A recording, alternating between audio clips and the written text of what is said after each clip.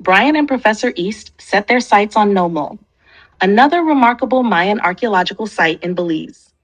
Situated in the northern part of the country, near the village of San Pablo in the Orange Walk district, Nohmul is known for its large pyramid structures and its significance as a ceremonial and administrative center during the classic period of the Maya civilization. As they traveled to the site, Brian and Professor East discussed their plans and their excitement for what lay ahead. Each site they visited seemed to bring them closer to unraveling the mysteries of the ancient Maya, and Nohmul promised to be another chapter in their ongoing adventure. Nohmul, which means big hill in Yucatec Maya, was an important site in the northern lowlands, Professor East explained. Its large pyramid structures and central location made it a key player in the region's political and economic landscape. Upon arrival, they were struck by the scale of the site. Nohmul's central pyramid, once towering at over 70 feet, dominated the landscape. However, they were also aware of the damage inflicted on the site in recent years, particularly by a road construction company that had bulldozed part of the main pyramid in 2013, a tragic loss for Maya heritage. They began their exploration by examining the remnants of the main pyramid, its once grand structure now reduced to rubble. Professor East sighed as he surveyed the damage. It's heartbreaking to see such a significant piece of history destroyed, he said, but we can still learn a lot from what's left. Despite the destruction, there were still many areas of Nohmul that remained intact. They explored the site's plazas, residential areas, and other smaller structures, noting the intricate stone carvings and the layout that hinted at the site's former glory. Midway through their exploration, Professor East noticed something unusual in the rubble. Shining his flashlight on the ground, he reached down and picked up a small piece of jade. Without drawing too much attention, he quickly placed it in his pocket for later investigation. As they made their way through the site, they encountered an old Mayan man riding a bicycle. He had no shoes and looked like he had been living a hard life, but his eyes sparkled with wisdom. He was not an archaeologist, but he seemed to be filled with insights about the ancient city. "Good day," the man greeted them with a nod. "You are exploring Nohmul, yes? This place has many stories, many secrets." Brian and Professor East introduced themselves and shared their purpose. The old man smiled, his weathered face crinkling with warmth. "I am called Chak. My ancestors lived here long ago. I may not be a scholar, but I know the tales passed down through generations."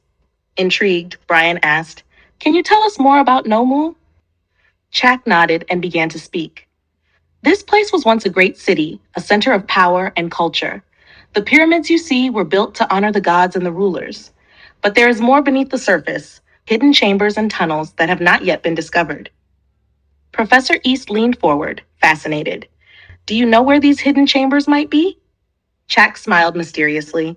"The spirits of the ancestors guide those who are worthy. You must listen to the land and follow your intuition. Sometimes the earth whispers its secrets." They spent the next hour listening to Chak's stories, gaining a deeper appreciation for Nohmul's history and its significance. Chak's insights, though not based on academic study, added a rich layer of context to their understanding of the site. As they prepared to leave, Chak gave them a parting piece of advice. Respect the land and its history. The spirits watch over those who honor the past. With that, he offered a fist pump, a gesture that was both ancient and timeless, connecting the old and the new.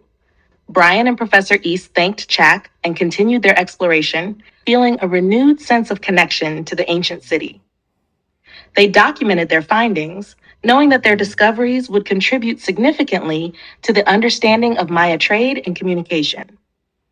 As they made their way back to the surface, Brian and Professor East felt a profound sense of accomplishment. The journey to Nohmul had not only deepened their appreciation for the ancient civilization, but had also reinforced their commitment to uncovering and preserving its history. Standing amidst the ruins, they looked out over the site, their minds buzzing with the day's discoveries. Brian pointed to the horizon, where the dense jungle seemed to hold even more secrets. "There's always more to explore," he said, a smile on his face. Professor East nodded in agreement. "Every discovery brings us closer to understanding the incredible achievements of the Maya. And with each step, we honor their legacy by sharing their stories with the world. With their next adventure on the horizon, Brian and Professor East felt ready for whatever challenges and discoveries lay ahead. The mysteries of the Maya continued to beckon, promising new insights and deeper connections to a civilization that had left an indelible mark on history. After taking a brief break, Brian and Professor East got back into their Jeep and left Chuck at the temple, surrounded by cane fields. They drove toward the east, searching for another spot to explore. As they traversed the landscape, they found themselves amidst endless fields of sugarcane that stretched for hundreds of acres in all directions. In the midst of this vast expanse, they stumbled upon an oasis where three piles of rubble lay, remnants of ancient structures. The sight of these piles sparked their curiosity, and they were eager to investigate further. The access to such raw Mayan data in this hidden location was a treasure trove for their research. Just before Professor East walked over to one of the piles of rubble, they noticed a Rastafarian man riding a bike. One of the tires seemed larger than the other, and his hair was loose, flowing freely as he rode. As he passed by, he made brief eye contact with Brian and Professor East, his expression calm and knowing. He simply said, "Respect," as he drove by steadily. The simplicity and power of the word lingered in the air, resonating with the earlier advice from Chak. It seemed as though the land itself, through its people, was reinforcing a message of reverence and understanding. With a renewed sense of purpose, Professor East walked over to one of the piles of rubble, his trained eye immediately noticing significant artifacts among the debris. He picked up the broken tip of a Mayan spear, marveling at its craftsmanship. Nearby, he discovered shards of dark Mayan pottery, their glossy black surface adorned with intricate inscriptions. One particular piece of pottery caught his attention. It featured a three-layered, 3D-looking pattern that seemed to hold a deeper meaning. As he squinted his eyes against the steam rising in the hot sunlight, he could make out a 3D image within the ancient vessel's design. The sunlight played tricks on the pottery, revealing hidden details that spoke volumes about the Maya's artistic and cultural sophistication. "This pottery is incredible," Brian remarked, examining the glossy black shards. "The level of detail and the way it interacts with the light is fascinating." Professor East nodded, his eyes focused on the intricate patterns. It's like the Mayans embedded their stories and symbols in multiple layers, only revealing their full meaning under specific conditions. This three-dimensional aspect adds a whole new layer of complexity to their art. "The pattern on this pottery reminds me of a chiasmus, a literary structure used to emphasize particular ideas by mirroring them in a symmetrical pattern." Brian was intrigued. Chiasmus is an interesting comparison. The way the designs create a visual echo certainly suggests a deliberate artistic and cultural intent. As they continued to explore the piles of rubble, they found more artifacts, each one adding to the tapestry of knowledge about the ancient Maya. The spear tip, pottery, and other items were carefully cataloged, providing a deeper understanding of the daily life, warfare, and artistic achievements of the Maya civilization. At the edge of the cane field, they noticed areas where there was so much pottery scattered about that it almost formed a carpet of ancient shards. It was here that they encountered an enormous boa snake, its scales glistening in the sunlight. The sight of the massive serpent changed their perspective on the site, adding an element of danger to their exploration. Professor East, ever cautious, announced, "It's time to go." He pulled out a machete he had brought along for such encounters, prepared to defend themselves if necessary. The snake lay directly between them and the jeep, its presence a formidable barrier. They decided to walk around a large pile of rubble, hoping to avoid the snake. They reapproached the jeep from a different angle, relieved to find no sign of the boa. Just as they were about to open the door, the snake emerged from the bushes, startling them. Acting quick after taking a brief break, Brian and Professor East got back into their jeep and left Chak at the temple, surrounded by cane fields. They drove toward the east, searching for another spot to explore. Dr. Bright, Professor East, and Brian returned to Nohmul, eager to continue their exploration of the ancient site rich with pottery shards. Dr. Bright, a man who uses a cane and likes to use it as a pointer when he talks, was particularly interested in these shards because they contained symbols he was researching, one of which intriguingly matched the Tree of Life symbol from the Mormon Bible.